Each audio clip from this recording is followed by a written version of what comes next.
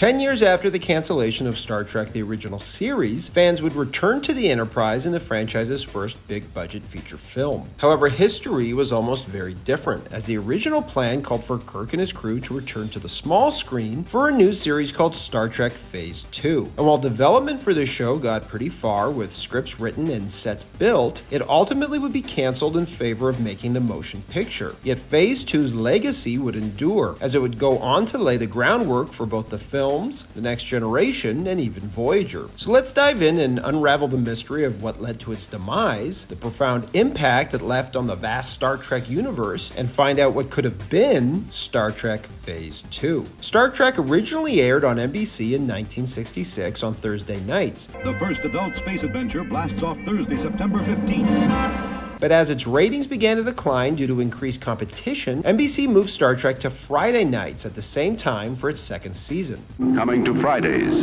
this fall on NBC. As ratings continued to decline and rumors began to spread that the show was going to be canceled, it was famously saved by a letter-writing campaign masterfully organized and managed by B. Jo Trimble and her husband John. The Trimbles collected the mailing lists from a science fiction book dealer and a sci-fi convention. Plus, B. Jo made her way into the Paramount mailroom where she found 40 unopened bags of Star Trek fan mail, which she copied the return addresses off of. All in all, the Trimbles ended up with the names and addresses of 20,000 fans, and asked each one, "Send this to 10 of your friends. Don't cancel Star Trek." And it was enormously successful. The Trimbles also asked everyone to mail in business-size envelopes, since they knew the studio wouldn't take the chance of not opening them, thinking the letters were business-related. As a result, the studio had to hire extra secretarial help to open and answer the mail, costing them a small fortune considering the volume of letters sent in by fans. And if the letter-writing campaign wasn't enough, fans also constantly phoned in and picketed outside of NBC's East and West Coast headquarters. Stunned, NBC finally relented and begrudgingly renewed the show, if only to stop the letter-writing campaign. Unfortunately, they would give the show an even more undesirable time slot and push it to 10 p.m. on Fridays, which was known as the graveyard slot. And it was called that because people were either asleep or out with their friends instead of watching TV. Thus, it would be where shows would go to die, and Star Trek was no different, finally being canceled for good after its third season. However, what that final season did provide was enough episodes to permit the show's survival in syndication, where it would begin to air opposite evening news, becoming a surprise hit. Shortly after that, it would also start airing during late afternoons and early evenings to attract new, younger viewers. So the lesson here is that time slots are important, as it was through syndication that Star Trek found an even larger audience than it ever had during its initial 3-year run on NBC. The show became so popular that fans began to hold conventions, inviting members of the cast and crew to give talks, screening episodes, and trading merchandise. These enthusiastic fans, who would be noted for their extreme devotion to the show and encyclopedic knowledge of every episode, would come to be known as Trekkies. By Grabthar's hammer, by the sons of Warvan, I shall avenge you.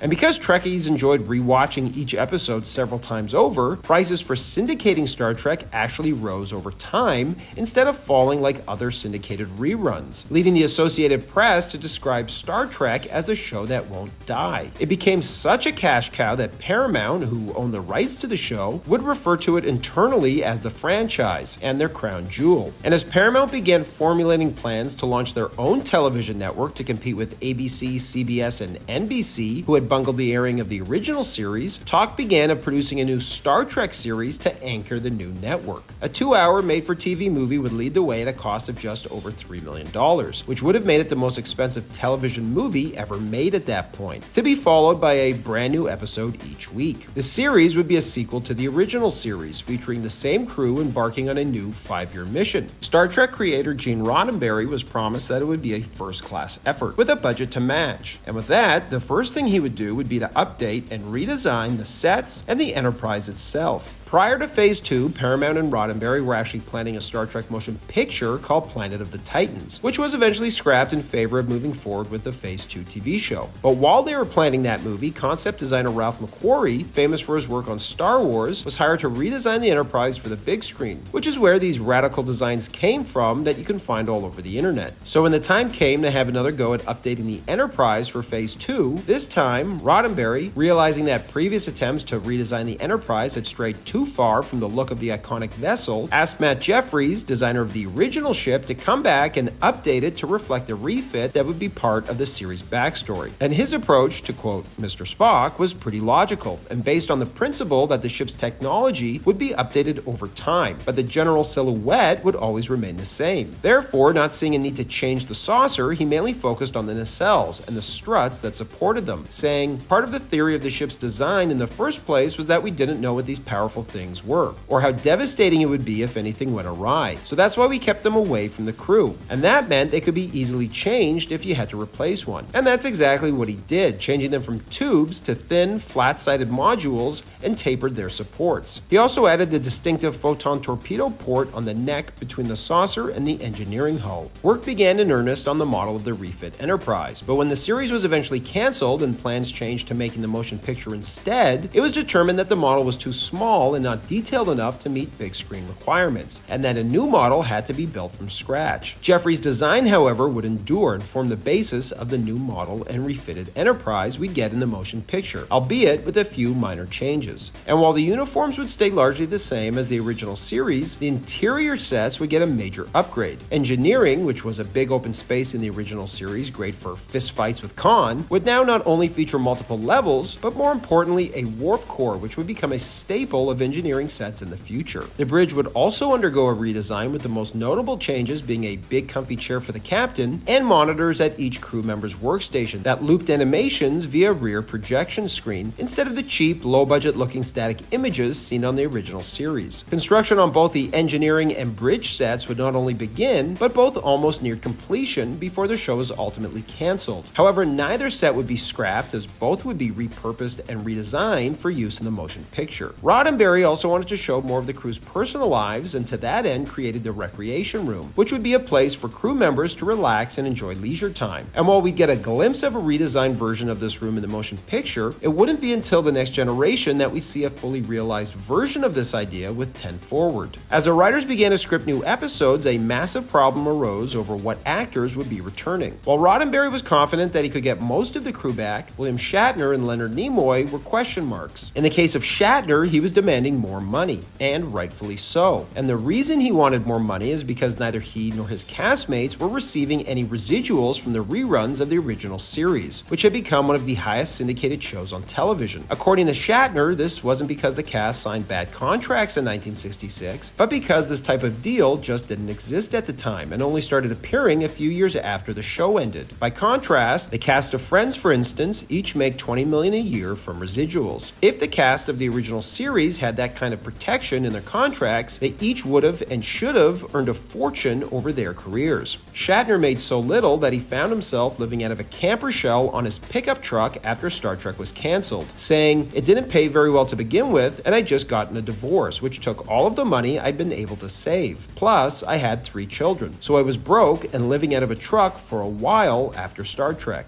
I was an international television star, and I had no money. And while the rest of the cast happily accepted the substantial pay increase over what they had received on the original series, Shatner, as the star of the show, wanted more, and his negotiations would take a little longer. This would prompt the studio to create a contingency plan to reduce his appearances after the initial 13 episodes, or, as Shatner believed, to kill off his character permanently and replace him if he refused the pay cut. Leonard Nimoy's issues were similar, as he had launched a legal suit against Paramount for using his likeness on merchandise without his permission and without seeing a cut of the profits. He also had a falling out with Roddenberry for not supporting him in the suit. Not only that, but Nimoy wrote a book titled I Am Not Spock after feeling typecast following the run of the original series as he tried to get out of the shadow of the Vulcan he played on TV. Roddenberry, sensing that Nimoy likely would be reluctant to return, only wrote Spock into the pilot episode for Phase 2, and then only guaranteed appearances in 2 out of every 11 episodes that followed, which offended Nimoy so much that not only did he turn down doing Phase 2, but when his agent called him about doing the motion picture after Phase 2 was canceled in favor of it, Nimoy told him, "If you ever call me again about Star Trek, you're fired." They wanted everybody, all the originals back.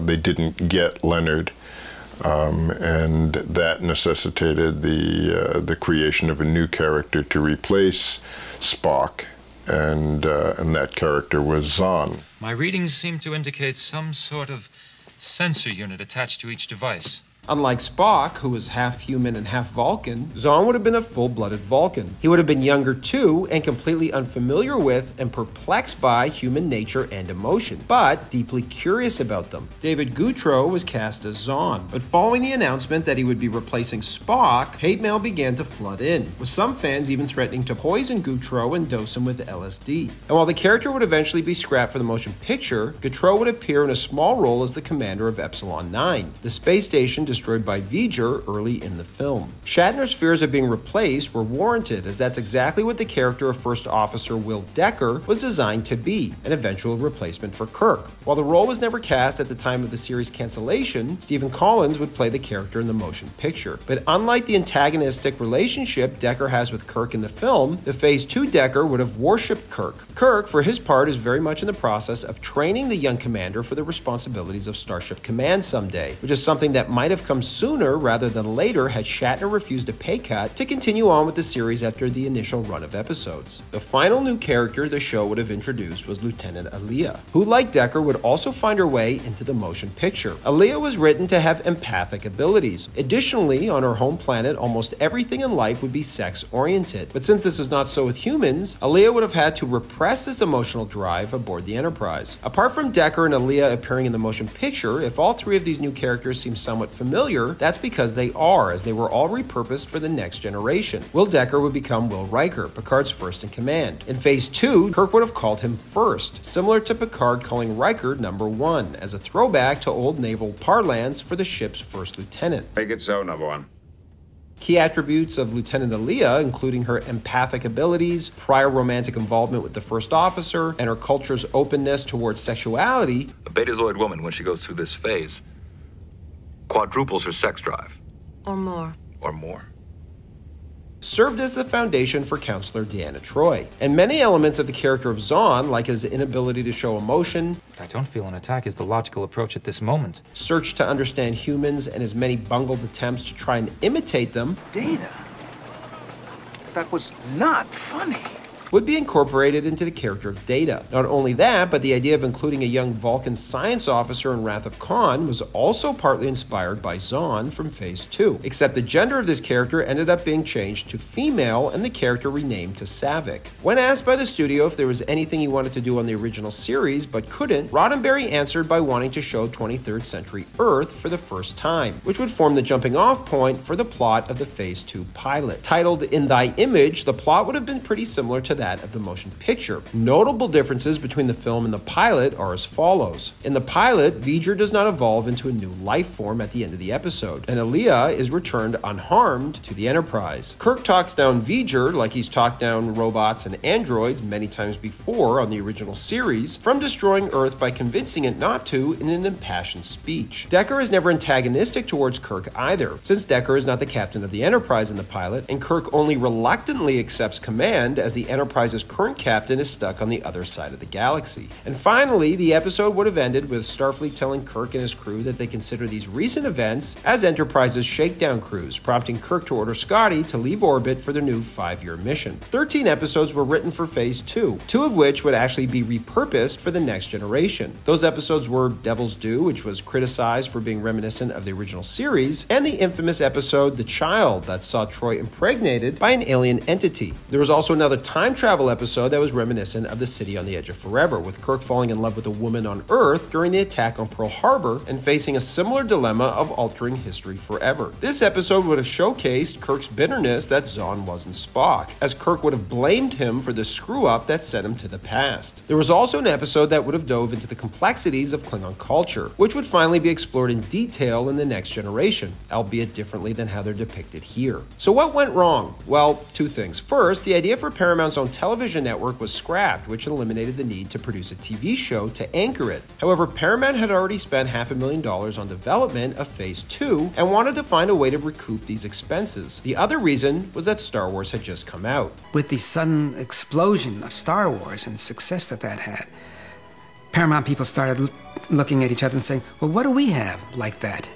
And what do we have that we can exploit like Star Wars?